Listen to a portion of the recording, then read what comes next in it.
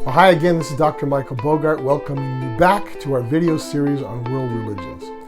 In this second video, we're going to be looking at religion in prehistory, and from things like cave art and artifacts buried with ancient corpses, it seems that religion for many people in prehistory centered around several basic themes.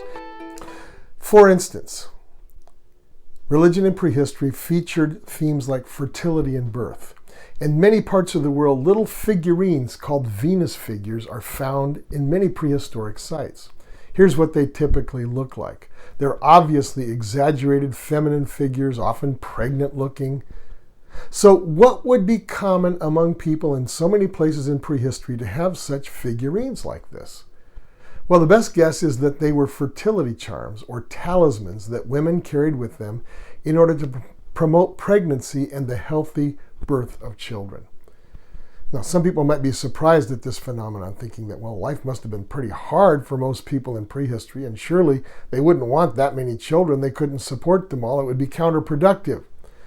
But such a mindset can only come from modern consumer-oriented thinking. Almost universally throughout history, societies have valued children, and a woman's status was often measured by her ability to produce them. Just think for a minute. A group of people, if it's going to perpetuate itself, must have at least 3 or 4 children born to a couple, since infant mortality was often high. So a woman who could produce 5, 6, or more children was an asset to the group. Hence the desire to use magical or spiritual means through these charms to increase the chances of healthy multiple births. And the hunt is also an important theme in prehistoric religion. The famous art in the caves and the mountains forming the modern border between Spain and France seem to point to the vital importance of good hunting. They needed it to survive. And people have debated whether these cave paintings of animals were simply an artistic outlet for ancient people, or if they were part of some ritual or some effort at magic that was done in these places.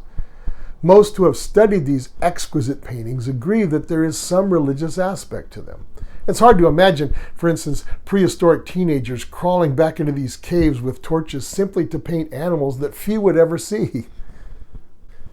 Another important theme in prehistoric religion is death and the afterlife. Obviously, everybody is very concerned about death. Everybody thinks about death and what may happen afterwards. Well, people in prehistory, like many people today, must have believed that you did something after death, that your soul went somewhere, because in the grave goods that they sent with these people, in other words, physical objects that were buried with these people, it seems to indicate that they believed that the souls of these people were going someplace and that they might need some of these items. For example, a man would be buried with some of his tools, perhaps, and some of his wealth.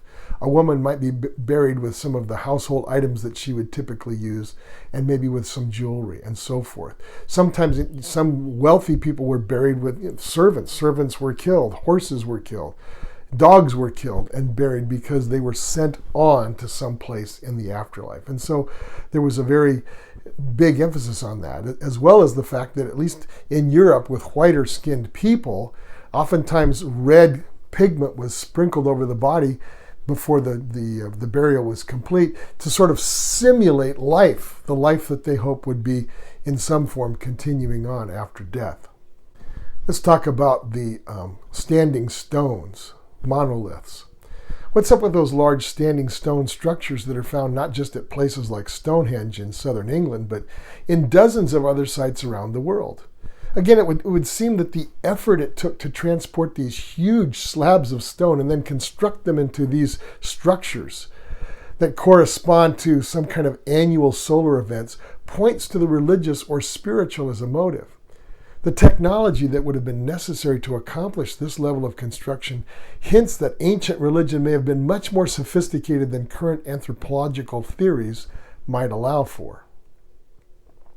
Now, beyond bits and pieces of evidence like this, we know very little about the religious beliefs and practices that are specific to people in prehistory. However, we do know a bit more about ancient classical religions of the early historical period.